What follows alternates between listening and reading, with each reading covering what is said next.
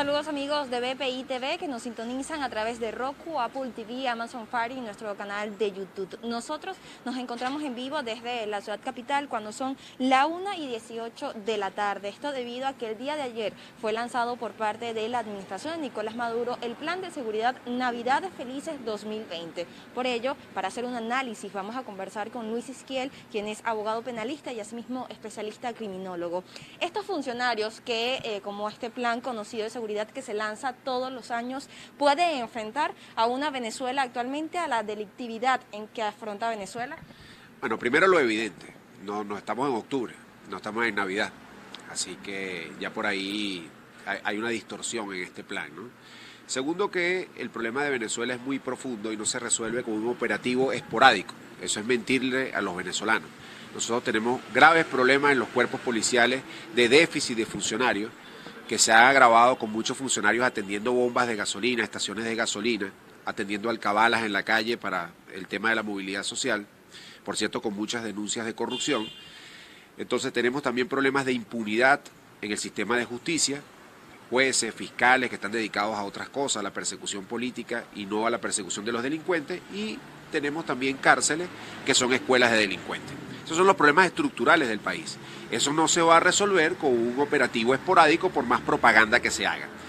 Y una muestra de ello es que el día del lanzamiento que tú me señalas de este plan y que de Navidad en octubre, asesinaron a un sacerdote en el estado Cojedes cuando estaba tratando de evitar un robo a una persona que asistía a la iglesia. Y en Puerto Ordaz asesinaron a una madre y a su niño de 12 años, a su hijo, y además los delincuentes incendiaron la casa. O sea, ese fue el arranque de este supuesto operativo de Navidad que ya vislumbra qué es lo que puede ser en el futuro, porque no se atacan los problemas estructurales que llevan a la inseguridad ciudadana. Estas problemáticas que usted señala, ¿se han agravado o han evolucionado debido a la cuarentena nacional? Bueno, fíjate, este año ha habido un comportamiento disímil, ¿no? Diferente. Los primeros meses del año fueron con una muy baja actividad criminal, sobre todo en los delitos violentos, porque no había prácticamente gente en las calles. Pero de unos meses para acá ya ha habido como una, vamos a decir, una normalización de facto, porque la gente está saliendo a las calles aun cuando supuestamente hay restricciones para ello, y esto ha conllevado a que la delincuencia vuelva a sus niveles normales entre comillas, porque estamos hablando de los niveles cotidianos en un país como Venezuela, que tiene el mayor índice de homicidios en el planeta. ¿Cómo se puede enfrentar el ciudadano común hasta esta tasa de delincuencia en el país, a esos venezolanos que desean viajar más allá de la problemática de la gasolina, la crisis económica? Se enfrenta también a la inseguridad en el país.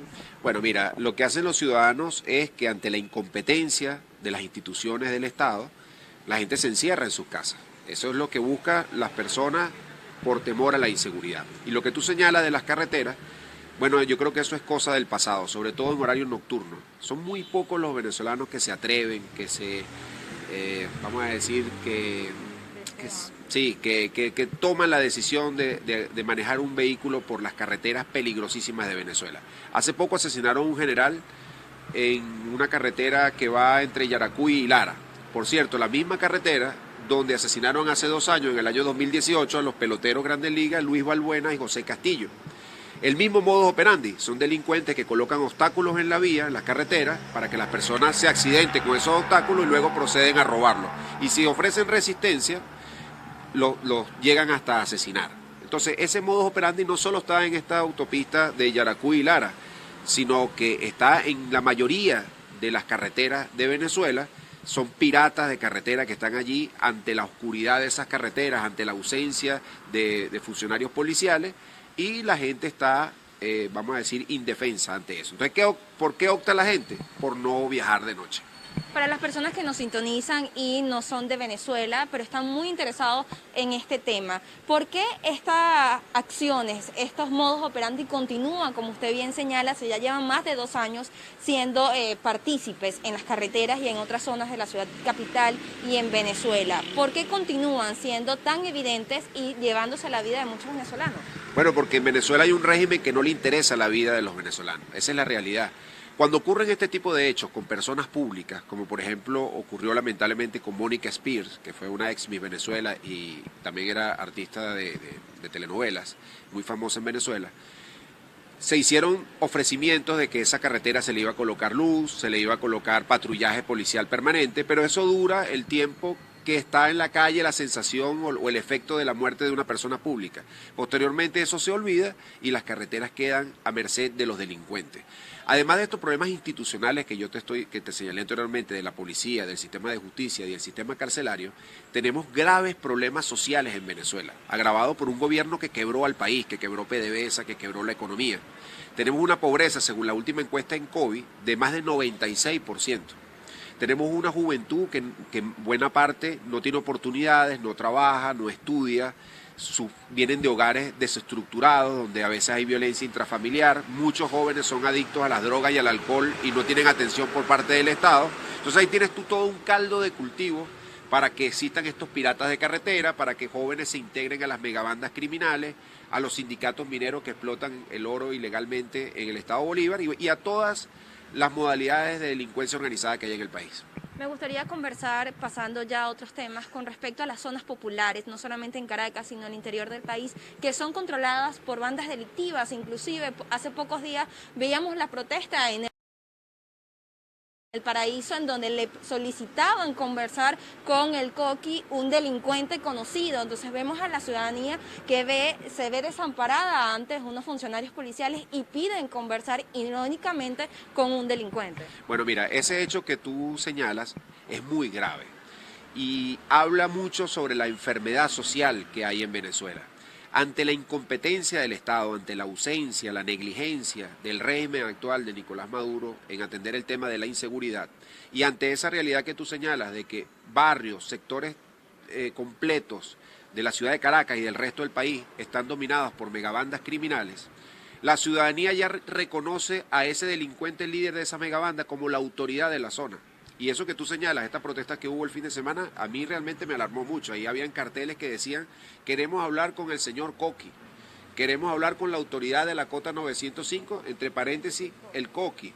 Es decir, estamos hablando de microestados, ¿no?, donde el régimen no tiene ningún control allí, sino que son los delincuentes la autoridad. Entonces imagínate tú cuál es el ejemplo para esos niños que viven en la Cota 905, por ejemplo, o los que viven en Petare, o los que viven en el Valle, o los que viven en cualquier sector popular de Caracas o de Venezuela, que esté dominado por una banda criminal. Entonces lo que ven a ese delincuente como el modelo a seguir, o sea, como el individuo que es reconocido como una autoridad, que delinque con total impunidad y que es el jefe de la zona, pues. Entonces, mientras estas circunstancias se mantengan en Venezuela, lamentablemente nuestro país seguirá liderizando los índices criminales en el planeta, tal cual como lo ha venido haciendo en los últimos años.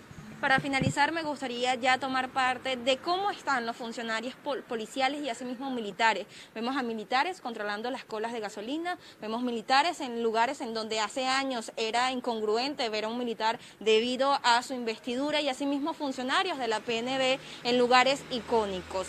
También me gustaría puntualizar ¿cuánto está ganando un funcionario policial en estos momentos?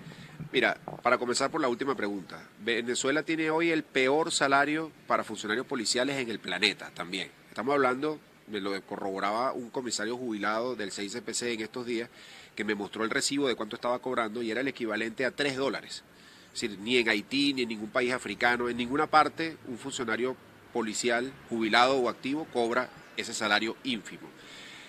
Por lo tanto, esto conlleva a que tengamos funcionarios policiales que no le brindan confianza a la ciudadanía, funcionarios policiales que son percibidos por la generalidad de la población venezolana como personas que en vez de protegerlos están ligados a la corrupción.